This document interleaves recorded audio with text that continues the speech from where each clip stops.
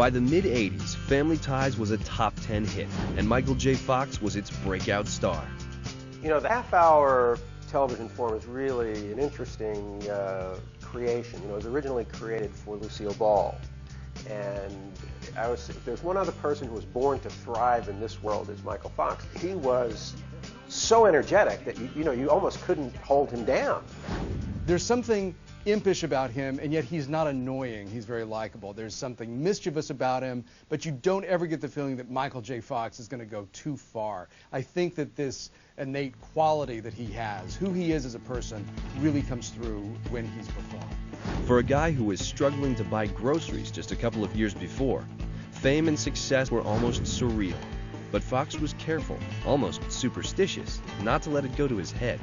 I feel charmed, but I feel that it's a little like a monkey's paw. You know, you got to treat it the right way to get your wishes. You know, you have to respect it, and you have to be grateful for it.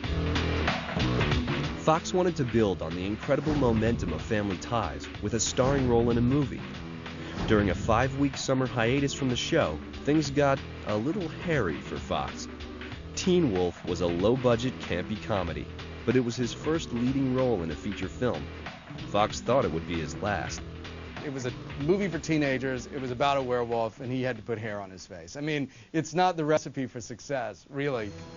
Before the film was even released, Fox had already caught the eye of Hollywood giant Steven Spielberg, who was the executive producer on a quirky little movie about a time-traveling teen. But there was a big problem.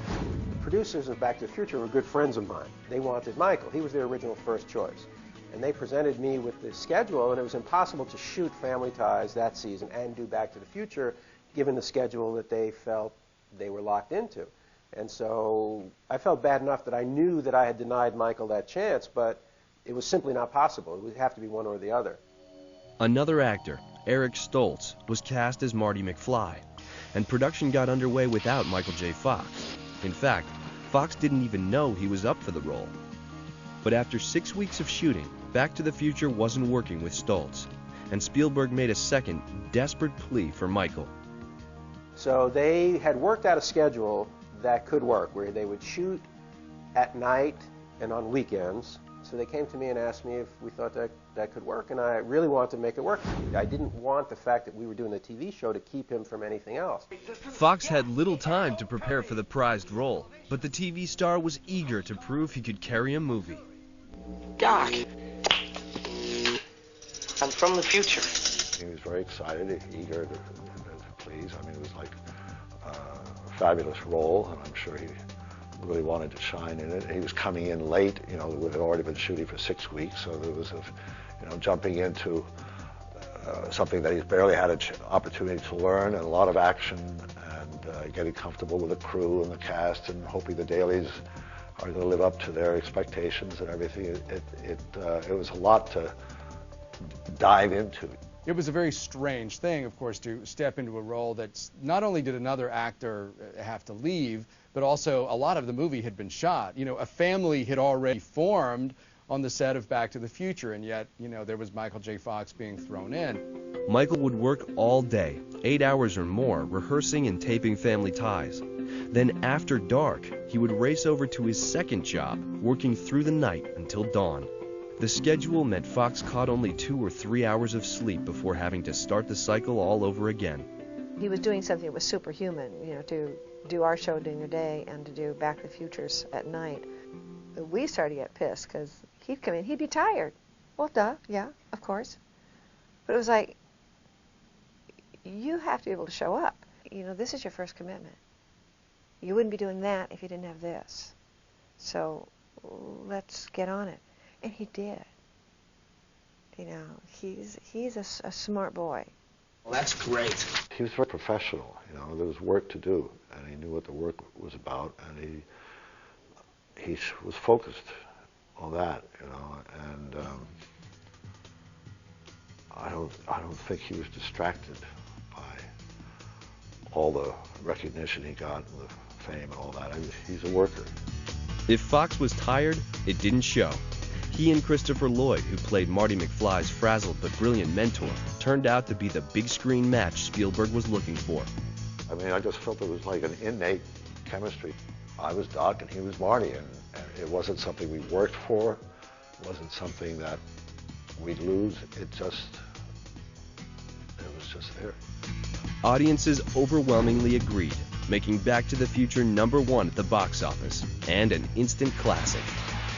It was one of those rare movies that appealed to all ages, and critics were raving. Every once in a very long while, a movie comes along that I want to throw my arms around and hug. If we thought we liked Michael J. Fox before, after Back to the Future, we loved him. The world fell in love with Michael J. Fox. It became the highest-grossing movie of the year, catapulting Fox to A-list movie star. But he still had a B-list movie waiting to be released. Just 1 month after Back to the Future proved box office gold, the producers of Teen Wolf wanted to see if Fox's Midas touch would work for them too. They moved up the release of the werewolf romp and held their breath. It worked. When the movie came out after Back to the Future and was marketed on Michael J. Fox's coattails, he was now a huge movie star. Turns out that Teen Wolf was a pretty good movie. I mean, it wasn't as good as Back to the Future, but it was pretty cute. But Fox's astounding cinematic success worried his TV family. Now that he was a movie star, there were rumors Fox was ready to bolt family ties. We were a hit show at this point, and friends of mine, business associates who were knowledgeable, had said to me, "You made a terrible mistake." And I go, "Why?" They said, "Look, your show's a hit. You don't need this. This kid's going to become a big movie star, and he's going to leave your show." Family Ties was nothing without Michael J. Fox. If he'd said, "I'm going to Hollywood, screw you guys, I'm not coming back home," like, the show's over. In a rare showing for Hollywood, loyalty triumphed. Fox promised to stay with Family Ties. He didn't forget his roots. He was raised very well. That wasn't to say Michael J. Fox was done with movies. He went on to do 2 blockbuster sequels to Back to the Future. But the outrageous success he had enjoyed in the 80s would be difficult to maintain. And growing out of the funny teenaged roles that made him famous would prove frustrating.